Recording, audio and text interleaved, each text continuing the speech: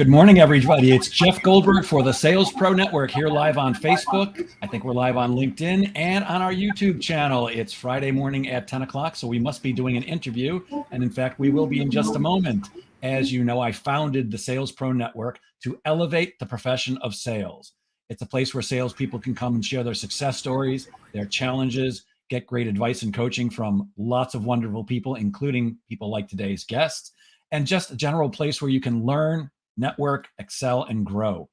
As I mentioned, every Friday at 10 a.m. Eastern, we either do a training session or a live interview with somebody who can add value to the profession of sales. And I promise you, today is no exception. It is my pleasure to introduce you to my new friend, Steffi Paskow. Good morning, Steffi. Good morning, Jeff. Thank you so much for inviting me today. Oh, it's my pleasure. I'm really excited to be speaking with you. Before we get started, could you just maybe give people the 2-minute version of your background, what brought you up to what you're doing today? I like that you put a time frame in. Otherwise, this would be very boring because it'll show my age and experience.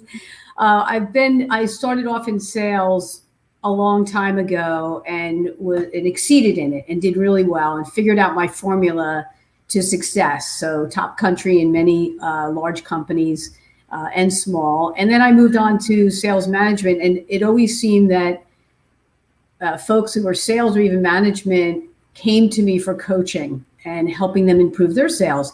Eventually, I started my own consulting coaching. So I'm sales coach consultant, helping all tenured salespeople, sales management, and executive level improve their performance and ultimately resulting in higher sales and better earnings. And do you work with any particular type of salesperson or organization, or does what you share with people really apply across the board? It really does apply across the board. There has been definitely a vein of even higher need lately, especially what's been going on, which is in the technology space. So I do a lot of work with MSPs. Those are who sell technology. Either they're selling the software, hardware, as well as their network, cybersecurity services, or only one part of it. And they tend to be small or medium companies that really need to increase their sales. They are expanding, so they tend to call me a lot. And you said some magic words a moment ago that caught my attention. You figured out your formula for success. Can you speak a little bit about that? What's your formula for success? Because I think all of us in sales are always looking for that. What's that magic trick? What is the formula that's going to get us to be a top producer, really successful, make a bunch of money, help a lot of people? So thank you for asking that. Early on in my career, I realized that as I started measuring my data points, how many calls I was making, how many calls it took me to have a meeting. Out of those meetings, what did it take me? In some positions I had, we were able to do trials where we got to bring the equipment and they try it out. Other sales positions was demos, and others would just be presentation to quote and then to close. So in all those scenarios, and I used to sell surgical equipment, I sold early on, I won't even talk about it, but typewriters, believe it or not. Remember those? That was me in the early days I still have my scars from cold calling. So really, everybody has a specific formula. So the way to ascertain that is leverage, I'm a big CRM person, leverage those data points, even if it's 4 basic ones, the calls, the meetings, the quote, and the close. And then you'll see your formula. And for me personally, I was able to pull that formula and put it in different products and services as I was being recruited to other companies who wanted me to sell for them, whether it was major accounts. And then I had the same formula when I became a sales manager at ADP, where I looked at my sales reps and each one had a different formula. Some were they really need to make a heck of a lot more calls to get that first meeting. Others their technique, their skills on the phone, they were able to make a shorter amount of calls, a lower amount of calls to get meetings. And then sometimes they got stuck in that pipeline where the person who maybe had to make 1 million phone calls to get a meeting, they could get to quote and close. It was very interesting. So the formula to success, here you go. Figure out your formula. Yeah. I find so many salespeople do not do exactly what you just said. They don't pay attention to metrics at all. They're not tracking what they're doing. And I find that mostly it's because, well, A, we're lazy. And I didn't say they're lazy. As salespeople, we tend to be lazy. At least I am. I want to make the most amount of money I can with the least amount of work. And I've also found that salespeople tend to think that if they're tracking their metrics, their manager will use those numbers against them. Whereas I find that any smart manager, and one of the things I do is outsource sales management. I'm currently managing 3 teams at 3 different companies. The smart manager uses those numbers to help their salesperson understand where they're at and what they need to do to get to the next level. Because I know that I'm preaching to the choir here. When you know your numbers, when you know your ratios, actually, your ratio, for example, dials to the time you get through, the number of times you speak with people to get an appointment, things like that. That's when you gain some real power and you can achieve almost any goal. Are there, you mentioned 4, are there other things you suggest people should be tracking? Great question. Tracking referrals, tracking what closed and how and what won, so you can analyze that and say, okay, how did we lose that? Don't just say, oh, I lost it, and then we move on. Although it becomes a game of numbers, really analyze it. Take that pause, even if it's 5 minutes. Go through in your mind that sales process. That lead got to here, got to a quote. Ah, I get it. I didn't, and this I get a lot. I didn't have all the stakeholders. I'm going to make a note of that early on in the process, my sales process, I will ask the question, who else will be involved? Who else is impacted by this service? Happy to invite them to the next meeting. Matter of fact, I think it'll be critical because I have some information, might not be interested for you, but for them being a user could be critical. What a great point. I find that just like salespeople don't like to use metrics, they also tend to not want to really look at what's working and what's not working, what went well and what didn't went well. And I think it's crucial that after every sale or after every sales interaction, you should be looking at what went well, what could I have done better? It's certainly true when you don't get a sale. You should be looking at, okay, what could I have done differently? Look, in many instances, it's not the salesperson's fault. They're talking to the wrong person or the wrong company. They don't have the rights, whatever it is. It's not a blame game, but it's what went well and what didn't. And I think the same thing should be done when you close a deal. What did I do in this particular instance that made this all come together? You can get incredibly valuable information by just analyzing. And the other thing I love to do, and I'd love to hear your opinion on this, your best source of information is from your prospects and your clients. Come right out and ask them. I recently heard something from a client of mine, because I always ask, what did you like about working with me? What didn't you like? What could I have done better? And this was fascinating to me because I've been doing this like you a long, long time. You said typewriters. I sold Encyclopedia Britannica. So we've been around a while. But a client recently told me that he and his management team, the thing they liked best about working with me was that their salespeople now have more confidence. And it never occurred to me that that's something I give to salespeople. I teach them skills and strategies and techniques, and I give them tools and tips, and I do mindset work. But it never occurred to me that, what all that's doing is it makes them more confident. And of course, when you're more confident, you sound better. People respect you more. They believe in you. So do you ask your clients, what did I do well? What could I have done better? I mean, I find them to be a great source of information. It's a great question, and I'm in full agreement with your approach. Actually, at the end of every session, we recap, and there's always assignments to very action oriented. And it's what did you get out of this coaching session? What do you want to do more of? And then I also do monthly leadership because I've been outsourced as well as a sales manager, and I have one-on-ones with the leadership on a quarterly basis. And at that point, it's a recap and the same thing. What do you want me to do more of, less of? And to your point, it's really getting feedback throughout the process. And then let's do the kicker here at the end, asking for a referral. If you've done this wonderful job, who else do you know?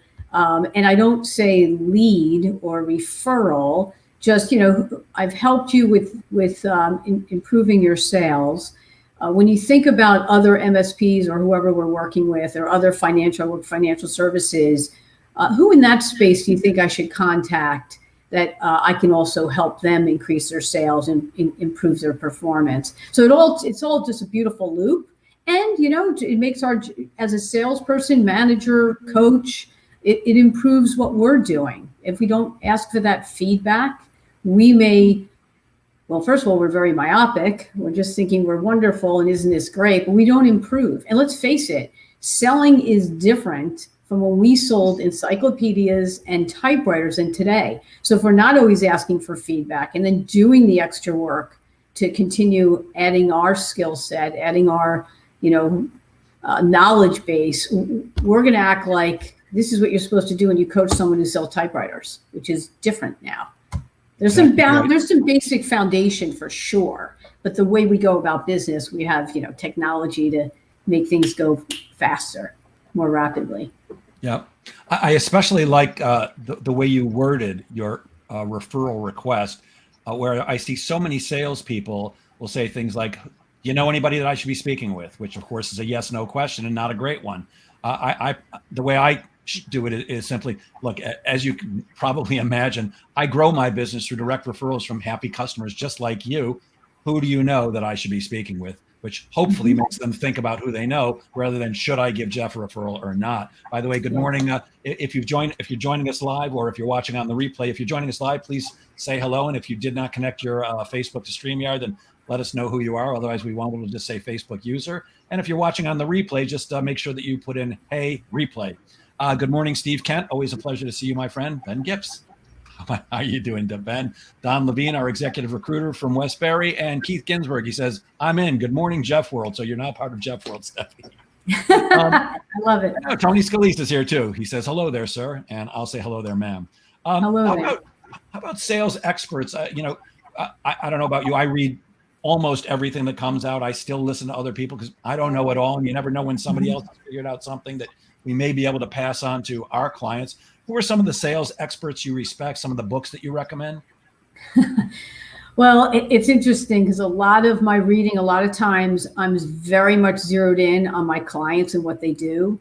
I have clients that sell plastic and financial services and technology. I mean, so I consume myself with understanding my clients so I can best serve them. And in terms of sales, I mean, I just love the old Zig Ziglar. I just think the old sales books there's just wonderful nuggets of information that will build your foundation. That's how I learned. I mean, I sat in front of Tommy Hopkins VHS over and over and over because that was my mentor. That was my teacher. I mean, I didn't know what I was doing. And at least he gave me this skeleton framework. Some stuff I'll call it a little cheesy, but kind of fun and kitschy. He called his agreement, don't forget to give the best friend. I mean, there are salespeople that the prospect wants to buy and the salesperson is holding back the agreement because they're afraid of going sign here. So Tommy Hopkins' big thing is don't forget about your best friend. So there's some fun stuff. I love the book Think and Grow Rich. We all don't have the answers. One of my favorite is surrounding yourself with more knowledgeable people. I was a big I still am, Tony Robbins. I consumed everything, almost every book, spin selling to, because if you think about it, all the books to today, all that knowledge is a spin from information way back. It's just spun into a different delivery, different word usage, different framing. But at the end of the day, your sales process pretty much is the same. How you approach overcoming objections, it's all the same. But all of that really helps to reinforce, whether it's audiobook or regular. I completely agree. In fact, I've shared the stage with many other trainers, and we're all essentially saying the exact same thing, just using different words. We have different personalities. And you might be interested to know that my very first sales training that I ever attended 46 and a half years ago, your friend and mine, Tom Hopkins, live in Chicago. Wow. Absolutely. The alternative of choice clothes. And I still remember something you just mentioned. He taught us about red flag words that can scare a prospect, like contract. I never, ever call the contract. It's the agreement or the paperwork. I never ask for a signature. It's your okay or your approval. And that is a direct result of Tommy Hopkins 46 and a half years ago. And I do believe it's the little tiny things like that can make a difference. I say one word can make a difference in the sales, a sale being closed or not. And I'm sure that, like me, when you're coaching people, I'm listening to every word they say, and I will pick apart a word. I do it as politely and kindly as I possibly can, but people engage with people like you and me so that we can help them do that little fine tuning. Because I find, and I'd love to hear what you feel, I find often it's not a huge thing that somebody's missing or doing wrong. Often it's the little things. Do you find that to be the case? Oh my gosh, absolutely. There are not many times that during coaching a salesperson can share a recording of the sales calls.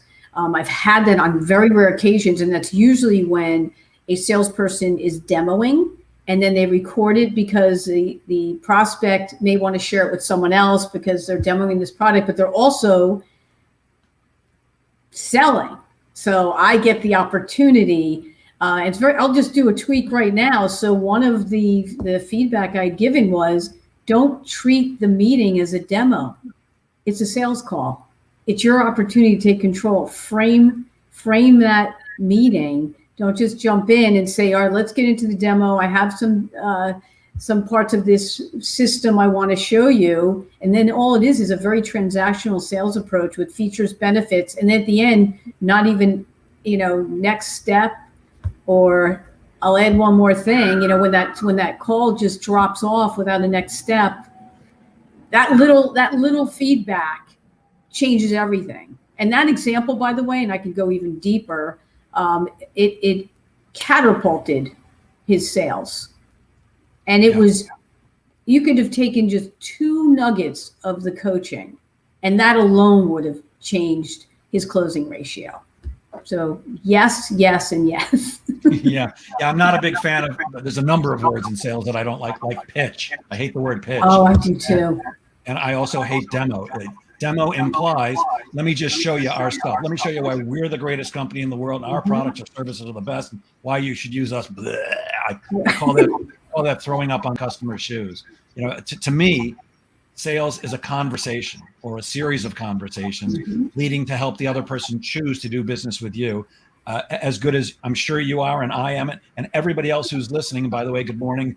There's a user from Texas. I'm betting that's Fran Cole Hebler. Good morning down in Texas. And hi, Bavine. Would you be sharing a link of the recording? I'll tell you at the end how to get the recording, Bavine, and I hope I'm pronouncing your name correctly. But yeah. Hi, everybody.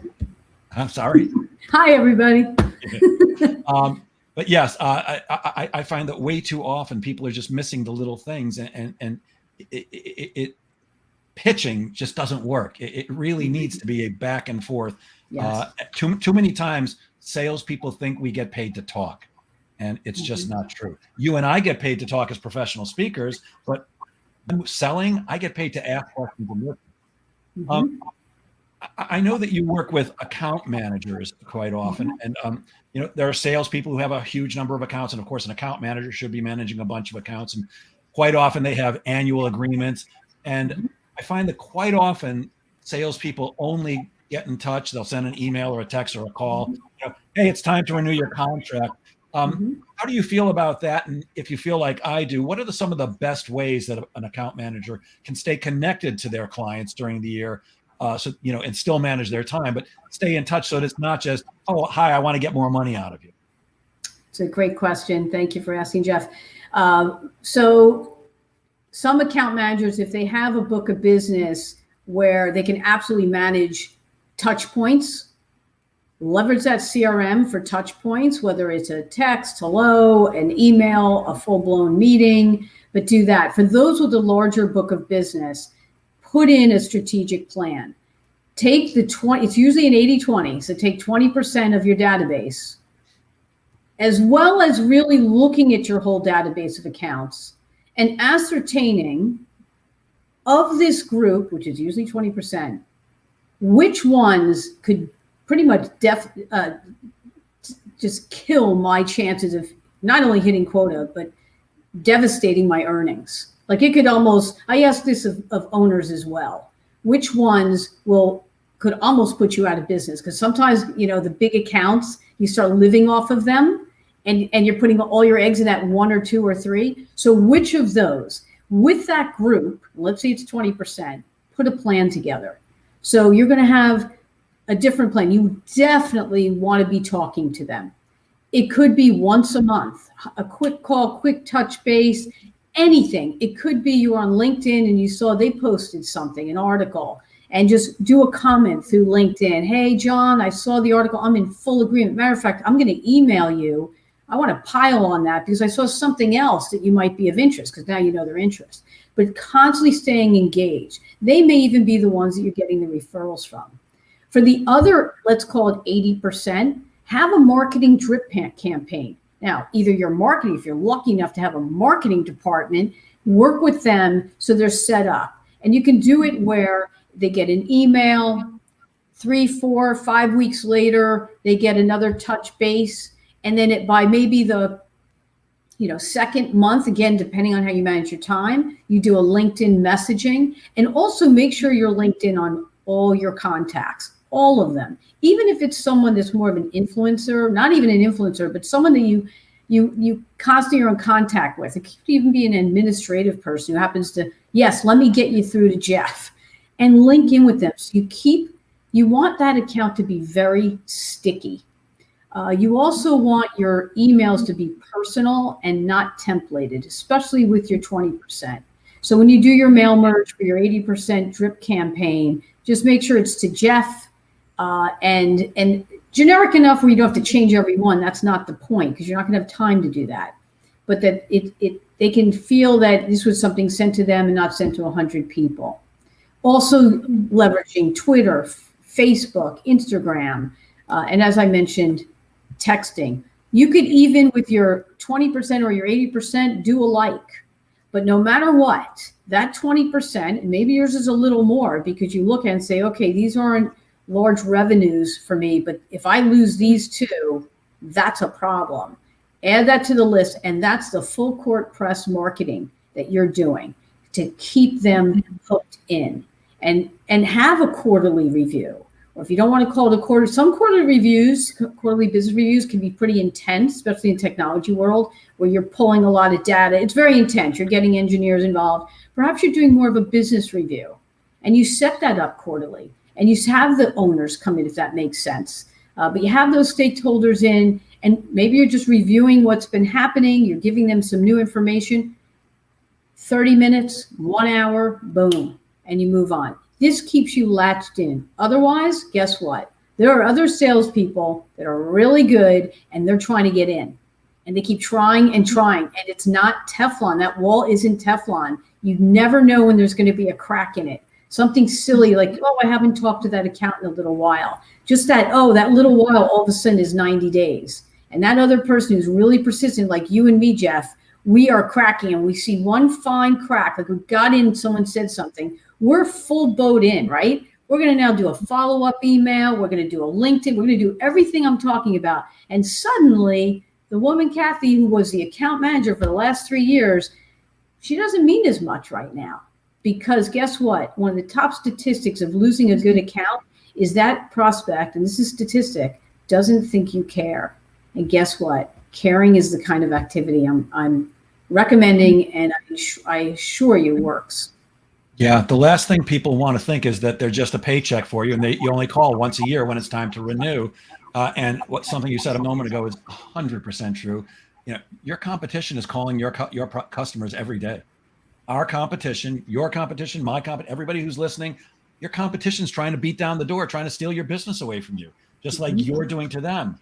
And if you're not paying attention to your customers, they're going to be able to put that wedge in there and drive the customer to themselves. I personally like something as simple as a monthly newsletter. Just send it out. It's not personal, but it's still something. You want to keep your name and your company's name top of mind with your clients and your prospects, and most people don't do it. But you mentioned something else a moment ago that's near and dear to my heart, and I know that you believe in this too. Referrals to me are the greatest thing that you can possibly have. LinkedIn is the greatest gift to salespeople, but referrals, there's nothing to me like a well-made introduction, a well-made referral. I say it takes you halfway to a sale, but most salespeople, A, never ask at all, and B, don't know how, and they struggle. So I know your business, like mine, is mostly referral based. How can salespeople get more referrals? It's a great question. I love that. And you're so right, Jeff. Just asking, right? Just asking. Well, game of numbers, that adds to your formula. You will get a referral, I promise. I promise. It's a game of numbers. By the end of the year, if you haven't asked all the time and don't get referrals, then A, let's look at your script. of what you're saying. How are you asking? Or B, really? You didn't get a referral? I'd be shocked. So one of the ways is to build a network. And you've probably heard the coined phrase, because I didn't coin it, center of influence. So you want to be a center of influence, and you want others to be a center of influence. So what happens is you can sit down, and I actually have this template I use with my clients, and you're in the middle. And if you put spokes, I'll give you a visual, spokes and a bunch of bubbles. And in those bubbles are industries. It could be, it's contacts maybe within an industry that you're an expert in, and that you would love to get referrals from that person who happens to be very well known in that industry world. Another bubble could be specific clients that love you, that get what you do, and they're very well connected. Now, center of influence is different than someone that gives you a referral, like maybe once or twice. Center of influence is a flow of referrals.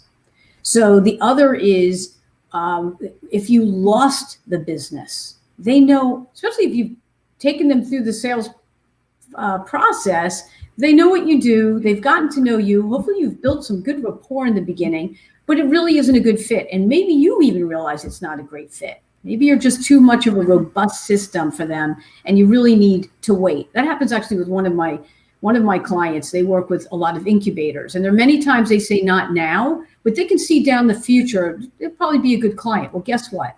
This prospect now knows them very well. Ask, now that you know what we do, I know that you're also in touch with other companies that are past the incubation period. Who else in that space should I be contacting? Now, notice I didn't say, do you have, I'm always, do you have a referral for me? Do you know someone, which is yes or no, get as specific as you can. Nurture your COIs, your center of influences, know their birthdays, connect in LinkedIn, build a relationship like their family. That's how you do it. Then you just will receive referrals. It just comes in. Get another bubble would be someone that sells into the same profile you do, and you complement what they do. You will get a lot of business.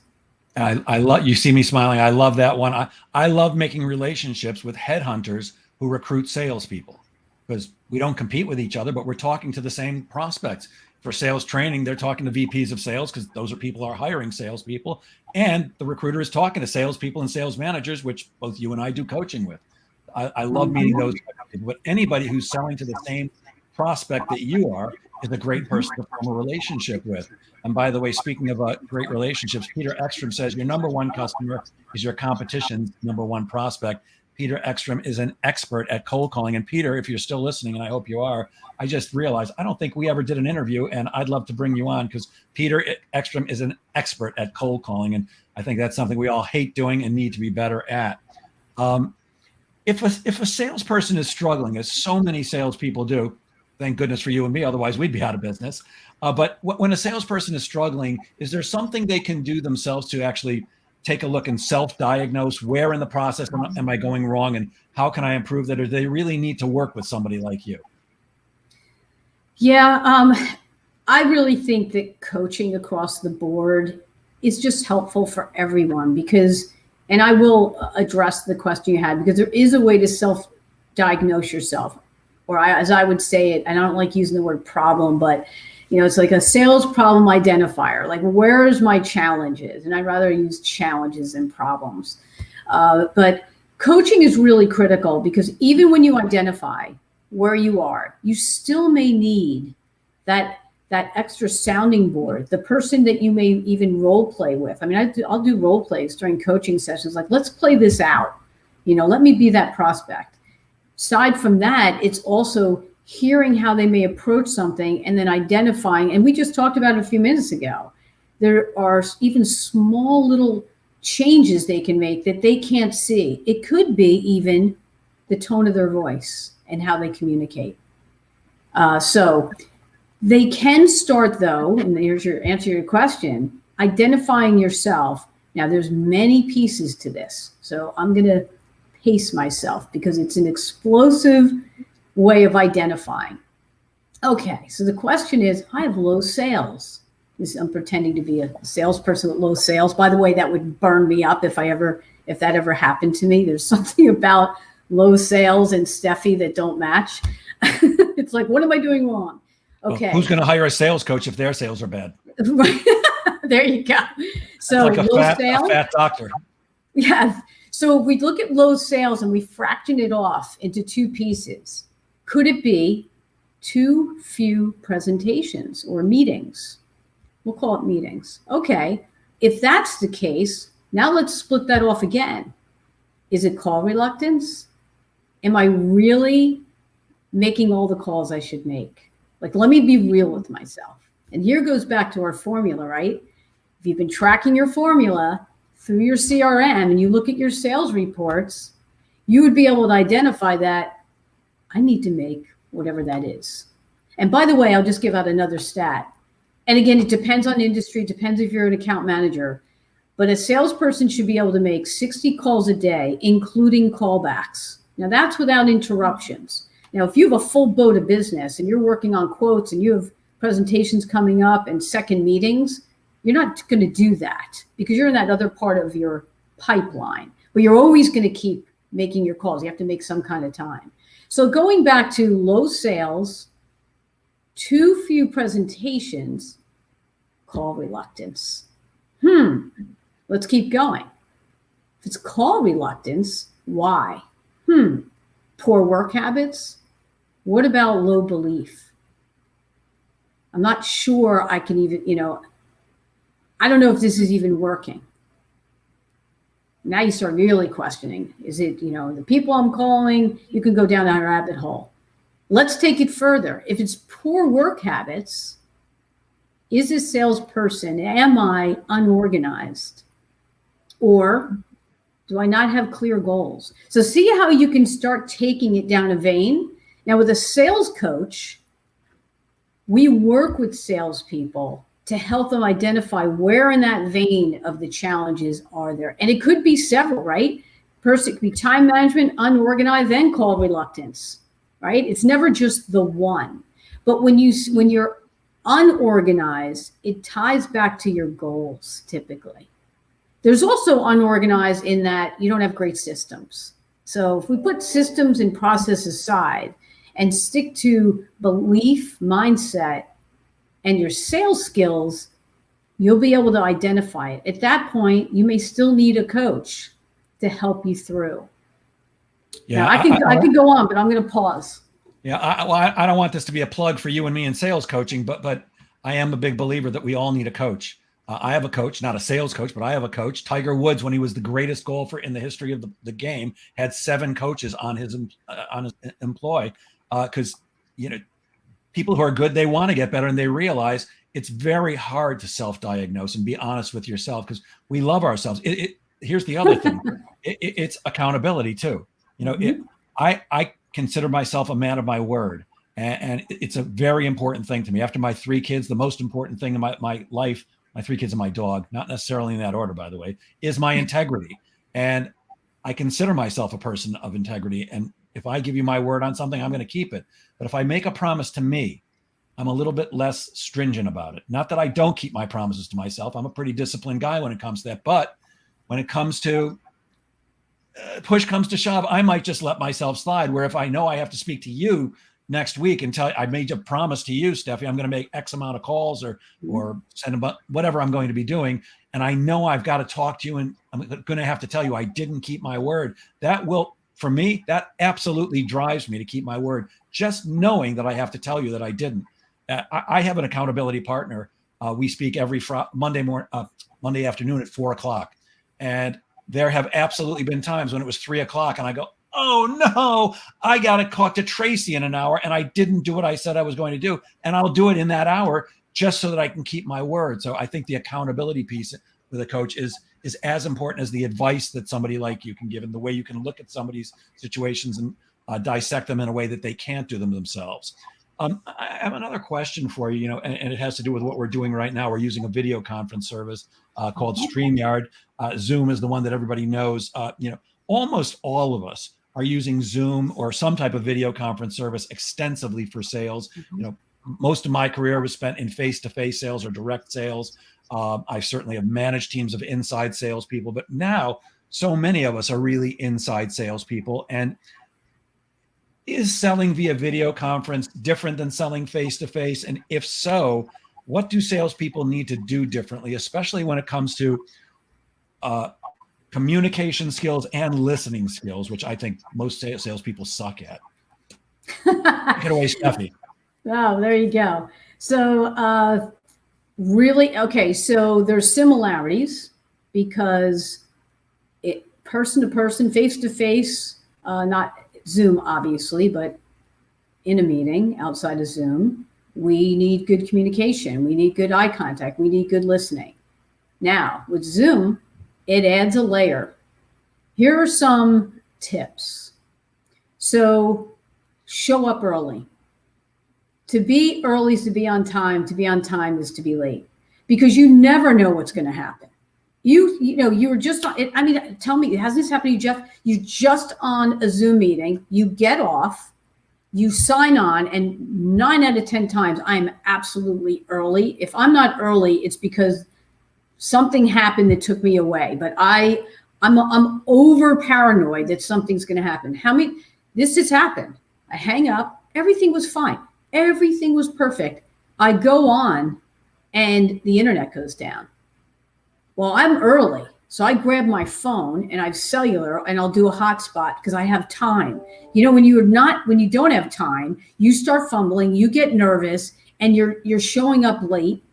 And Jeff, I know you have a one-liner for this. I want to turn it to you and I love it. And I'll continue in a minute, but I think it's worth sharing with everyone your take on it. I call it the airport theory of time management. And what that means is you could have the best excuse in the world when you get to the airport, but if you're 1 minute late, the excuse doesn't matter. The plane took off. And you just said something that was perfect, because when I logged on to StreamYard, there was a message, big red message that says, Facebook has become disconnected from StreamYard, which means nobody on Facebook was going to see this. But luckily, not luckily, because I do this, I was early. I had the time to reconnect StreamYard to Facebook so that the people on Facebook right now can actually see and hear us.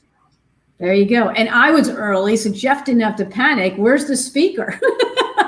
Which, by the way, happens almost every week. I tell people, meet me here between 9:50 and 9:55, and I'm watching the clock, and it's 9:57 and 9:58. I'm like, oh, no, I'm going to have to tap dance until somebody else comes on. Yeah, so there you go. So I love that story you tell. So the other is when you're in your sales call, in your sales meeting, right away from the start, first of all, you're going to frame the meeting. You know, thank you so much for meeting with me, and I plan based on our conversation before, our email, we're going to cover this and that. Is there anything else? And let them know. It's almost like housekeeping. You know, when you're in a meeting, I do this all the time when I'm presenting. You know, I'll turn it over to someone who does housekeeping. Please keep your phone on mute. You know the housekeeping rules. You know, if you are going to speak, then turn your video on. Well, in this case, you're doing the housekeeping. So I just want to let you know that I may turn my head. Just know that I'm very much engaged. It's just and this is true, I have a larger monitor to my left. And a lot of times I may have documentation. We may want to be sharing a document or going online together. I prefer the extremely large monitor than working on the small one. So whatever is going to potentially be a distraction or seem like you're not engaged, let them know right away. You may even say, especially if you're working from the home, and if you think this will happen, I do have a little dog, which I apologize, but she is my co-pilot. Every once in a while you might hear something. Just know I am very much attentive to our meeting today. And you might get a giggle or so, but just let them know what's happening. The other tip would be, know where your camera is. There's a little light that beams back. It almost hits you in the head, right? When you want to emphasize a word, something in your sales call, look right into it. Really, you're going to emphasize look right in. That is pure eye contact. So I'm not saying the entire time keep really staring in, because when you look straight ahead, it looks like there's eye contact.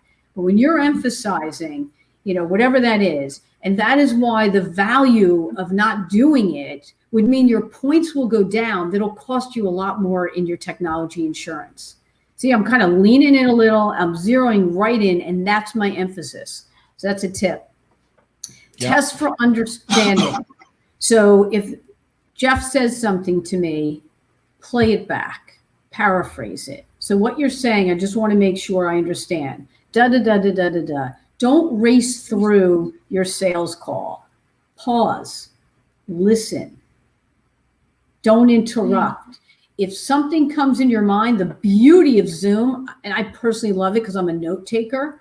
And sometimes I'll type right in notes. If it's the kind of coaching call where we're both doing it, it's just something that we agreed to in the beginning. I'd like to do this. It's not annoying hearing my keys because my client is doing it because she too wants to type down some of these nuggets and tips. Otherwise, I'm a big writer. So guess what? I have my pad out. I have whatever I have out all in front of me.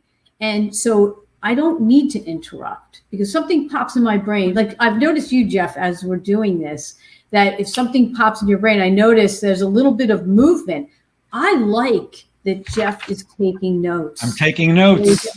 I like it. And guess what? That's part of housekeeping also. During our meeting, I'll definitely be taking some notes because I want to make sure I capture everything that you're sharing with me. So that's okay. You're sort of asking for permission in a way because everything you do, and this may seem so silly. What, Steffi? I'm just turning. I'm writing. Of course I'm writing a note. I don't know what you're doing. Maybe you're looking at your phone because your phone might be on everyone's phone. How close is your phone? This would be an interesting question to everyone. How close is your phone to you right now? Pretty darn close. Mine is pretty close, except it's buried under all these notes that I have right now, so I can't see it.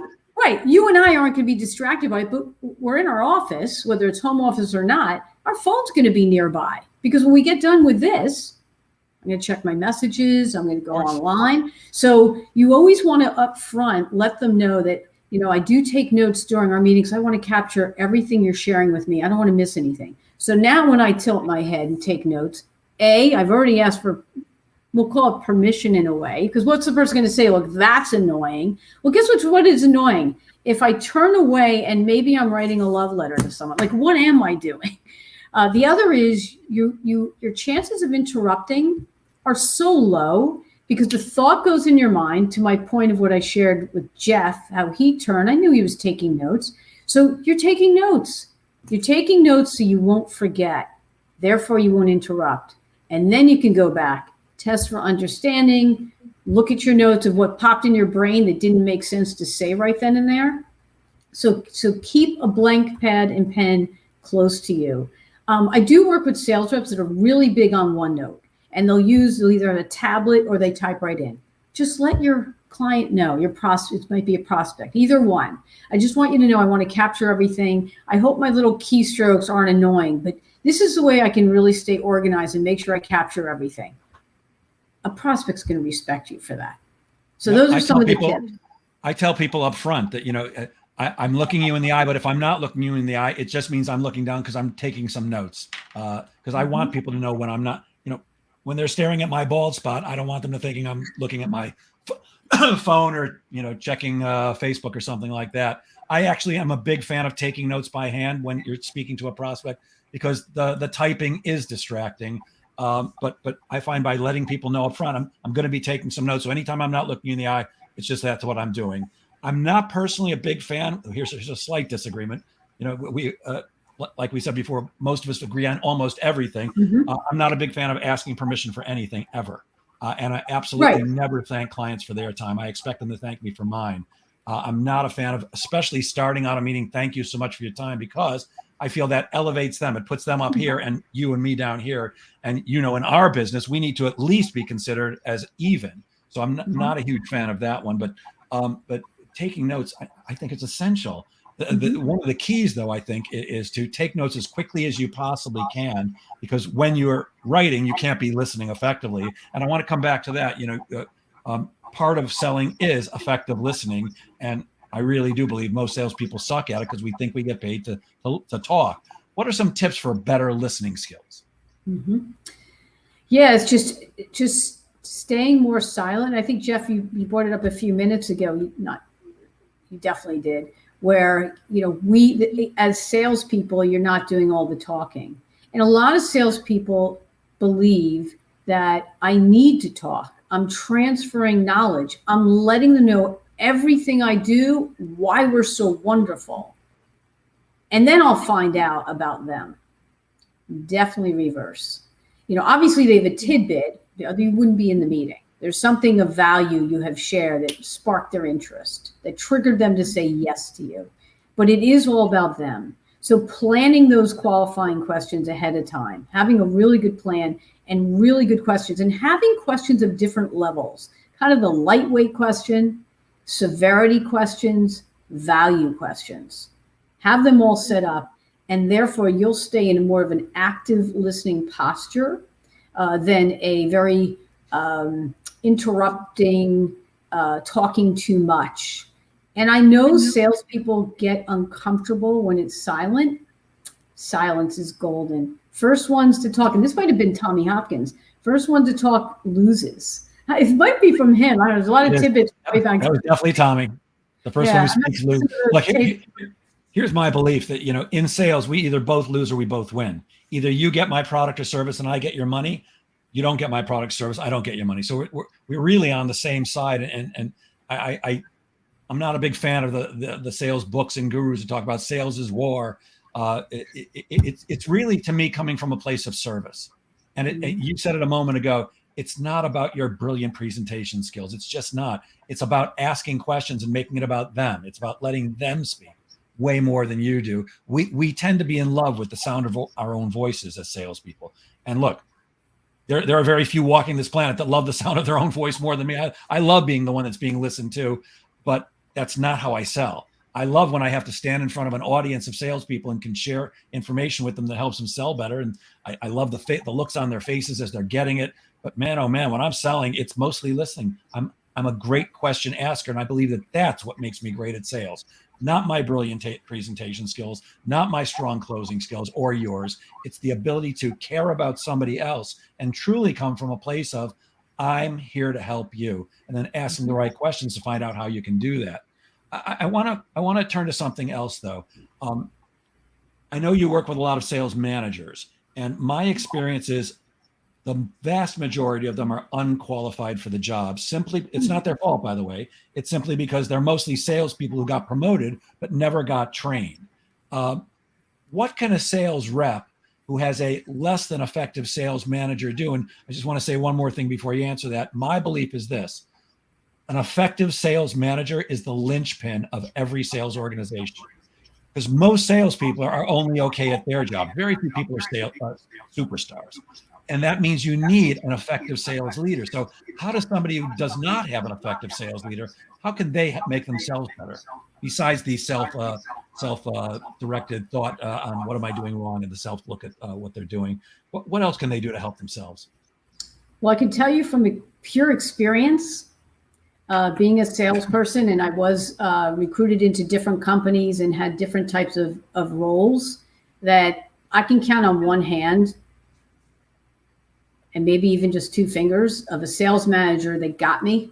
And I was a top performer. So I was a maverick. I was tough because I needed what I needed to stay on top. So when it came to managers that really didn't get me, and either they didn't get me because they also weren't very good. And where weren't they good? Leadership abilities, right? Because there's different levels. There's leadership skills. There's training, a manager being able to train, a manager being able to coach, a manager being able to analyze, be analytical, to tie back numbers to help with improving performance, identifying something really special, and then helping grow that, wherever those gaps are, right? So you need to be self-reliant, and you need to work on, this is where coaches again come in handy. And I didn't have a coach. I had to use learning from others. Actually, I had a mentor very early on, someone who took a liking to me. So after all my calls at the end of the day, I would go to him. I mean, for years, I loved him. And I would go to him and say, here's what happened. And because there wasn't really coaches at that time, come to think of it, it wasn't really a sales coach consultant profession. So the goal would be look for mentors. Look for other people. Maybe they're not going to be competitors of yours, but someone that's in a similar type of sales role, but's better than you, that can help you, and get a sales coach if you can. because they're gonna fill that gap. And here's the thing: you're gonna find something good in that sales manager. You want to do that, otherwise you're gonna start getting very disgruntled. And I have to say, I'm an admitted I was disgruntled. I was very disappointed many times in my career because I'd be standing on stage at the end of the year, top rep, and I can't really say I can thank my manager. But I don't believe, because I was younger, I believe when I reflect back, I'm more mature, obviously, more professionally mature. I should have, I can think back and think, with this one manager, this one thing he did drove me crazy. So instead of focusing on, I needed more of this and that and the other, some motivation, someone to really analyze my numbers a little better. Maybe I was kind of clumsy at it, whatever it was. I could have focused on a few gifts he did have, or she, a few skill sets, and just zero in on that, because you don't want to show up every day also and keep focusing on what drives you nuts that he or she doesn't do, because all that does, it expands, right? Everything you focus on expands. So if you focus on the good, that will expand. Meantime, you're complementing it with a sales coach as well as a mentor. Get that support system around you. That's what I would suggest. Yep, that's great. I know for me, look, I was always good at selling because I had some of the things that tend to make people better at selling. There are characteristics that if you have them, you're more likely to succeed in sales. Doesn't mean if you don't have them that you won't, but I am outgoing. I am friendly. I do care about people. I am articulate. I'm funny. So those things tend to make you better. But what really made the difference for me was two things. One, when I was trained at any company, I listened to what they told me and I did that, because I was always, look, I don't know what the heck I'm doing and they probably do. Maybe I should try what they're doing. At Encyclopedia Britannica, the training was this. Here's how long ago it was. It was VHS tapes. You mentioned them earlier. I sat in a room for 2 weeks, and every hour the manager would come in and put in another tape. What'd you think of that last one? Okay, here's another one for 2 weeks. And all I did was take notes and practice it. And I did exactly what they told me to do. Mm-hmm. And within the first 2 months, I was one of the top reps in the country out of 2,500. I was in the top 10 in the first 2 months. By month 3, I was in the top 3, and I never left it for the 8 years I was there, only because I listened to what they said and I did it. Mm-hmm. And the other thing, which is, I think it's just common sense. If your manager is not terrific, seek out somebody in your organization who is. I always look for who's the top sales rep, and I want to take that person out to lunch and pick their brain. And I found most of the time they're very generous with information. Unless you get the person who's like, I don't want to tell somebody else anything so that they're not good. But usually I find that experienced people, they want to help the younger people. So I just would seek out their help. And while I do have as strong an ego as anyone, I was able to put that aside and say, look, I want to be as good as I can possibly be. And that means I don't know everything. You got to seek out somebody else's help. Man, I'm looking at the clock. We're quickly running out of time, and I've only got about 60 more questions for you. How about this one? This is one that I get all the time. How about when prospects go dark? And for those of you who don't know what I'm talking about, when you're emailing somebody or you're calling them and they're not returning your calls, maybe you've delivered a proposal and that's the last you hear from them. Mm-hmm. What do you do when prospects go dark, and is there a way to avoid that? Mm-hmm. Well, here's the thing. Getting the prospect's commitment at the end of every meeting, what's about to happen, and giving them action. What, for instance, in that call plan I talked about, preparing for your sales meeting, you also want to think about what are you going to want from the client and when, and it's like an assignment. Okay, so you'll get me this and we'll talk again. Why don't we get it on the books right now? How's Friday? Why don't we both look at our calendars? How's Friday at 1? So work out, I always call it keep the beach ball in the air. If you don't keep the beach ball in the air, it's going to fall to the ground and we're going to go dark. So how do you keep that in the air? And that means there's an action. There's something you're doing for them, they're doing for you, you're doing for each other. There's another meeting set up. So those are some of the tips for avoiding darkness. Before you go on, I love that. In fact, that's the most important thing I teach. I call it the BNAS, which is best next action step. It means you never leave a meeting or a phone call without setting up the next one. So I love that, Steffi. Always move things forward. And how about when somebody does go dark? Do you have any tips for how to engage them? Don't panic. I was just coaching one of my clients, and this is exact scenario. And he's like, oh my gosh, you had the quote and everything was yes, and panic. Fast forward, I'll give you the good news. He ended up getting the business. There were things going on in his world.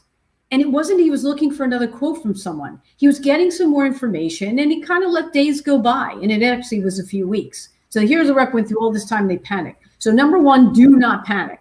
Number two, be bold. Send an invite, send a meeting invite in the email. I just want to go over that quote again. By the way, please don't just, I was coaching a sales team that they would just email quotes back. Please don't do that. Please don't do that. Please set up a meeting to go through it, because now you've lost control. You've given the keys to the house. So set up that meeting to say, maybe it's some new information's come up, or I just want to emphasize a few things in the quote. 15-minute, do a 15-minute, send that invite in the invitation. And you can always put in there, if that time isn't good, please propose another time. I'll do my best to accommodate your schedule. Leave a voicemail. That's, hi, and why not say this? I don't want to be annoying. I just want to make sure you received my email and follow-up and my voicemail. I hope everything's okay. I'll be in my office today. I'm actually almost fully booked, but you can catch me between 3 and 4. Otherwise, shoot me an email when we can touch base. Even if you're not that busy, be that busy. Don't show that just and call me anytime. Matter of fact, I have a crying baby. It's 7:00 at night. I will put her down and pick up that phone when I see it's you. Matter of fact, here's my Batman phone. Don't be desperate. That was just another beautiful example of how we all say the same things and we just use different words. I just put out a 3 or 4 minute video to the Sales Pro Network, I think a week and a half ago, about this subject. I also taught this to a group of salespeople that I'm working with right now. I call it the should I close the file email or voicemail. And the subject line is, should I close the file, question mark, question mark, question mark, all in caps. And then the body of the email actually uses some of the words that you just said. So if I was trying to sell you my services, it would be something like, hey, Steffi, I know we met about 3 weeks ago. You seem to be very interested in working together to help improve sales at your organization. You seem to be even more interested once I shared my ideas with you. However, since then, I've sent you a couple of emails and left you a couple of voicemails and haven't heard back. And I want you to know I'm the type of salesperson who's incredibly persistent, and I intend to keep reaching out to you until you tell me not to. But I don't want to be a pest. If you're potentially interested in moving forward, let's set up a time that's convenient for you to continue the discussion. I'm available this and this. And if those don't work, get back to me with a time and I'll find a way to accommodate your calendar. If, however, you've decided we're not going to move forward, simply reply with, yes, please close the file, and I'll never darken your door again. So should I close the file? Works like a charm. In fact, Ben, who's on this call, or at least he was at the beginning, I taught it to him one day. The next day he wrote to me, says, oh my God, you're a magician. That thing works great. I wish I had known this for the last 20 years. It's little things like that to re-engage. And I think it's so crucial. We're actually out of time. Any final thoughts, Steffi? And what's your favorite tip to give salespeople? Your number one tip? Do what you fear, and the death of fear is certain. And that's a quote by Mark Twain. And I've been living by it for probably 40 years. Say it again, please. Do what you fear, and the death of fear is certain. Love that. Putting yourself into the fray. I love that beyond belief. That is awesome. Steffi, could you just please share with people before we go, what do you actually do? How can people work with you? And I'm going to share your contact information so that they can see how to get in touch with you if they want to. Sure. Thank you again for inviting me, Jeff. It was really fun, like you said it would be. Sure. So I do sales coaching and consulting. The consulting part is advice because it's real hands-on building sales process. If you're a manager, any kind of development needs in any tenured salesperson, sales manager, I work with those types of clients across all industries. So if you're wanting to increase your sales, your earnings, your commission, you need development needs in areas, that's what I do. That's my specialty. Okay, and I'm sharing your contact information. Would you just like to tell everybody your phone number and your email address? Sure. It's 301-655-3122. And my email is SJ, and my last name, Paskow, Paskow, @gmail.com. Perfect. Steffi, it was such a pleasure to speak with you today. I'm really appreciative of your time and your expertise. Thank you so very much. And as I end all of these, guys, please remember, sales is a game of making things happen. So make sure you get out there and make sales happen. Thank you, Steffi. Thanks, everybody. Thank you. Have a great weekend. Bye, Jeff. You too.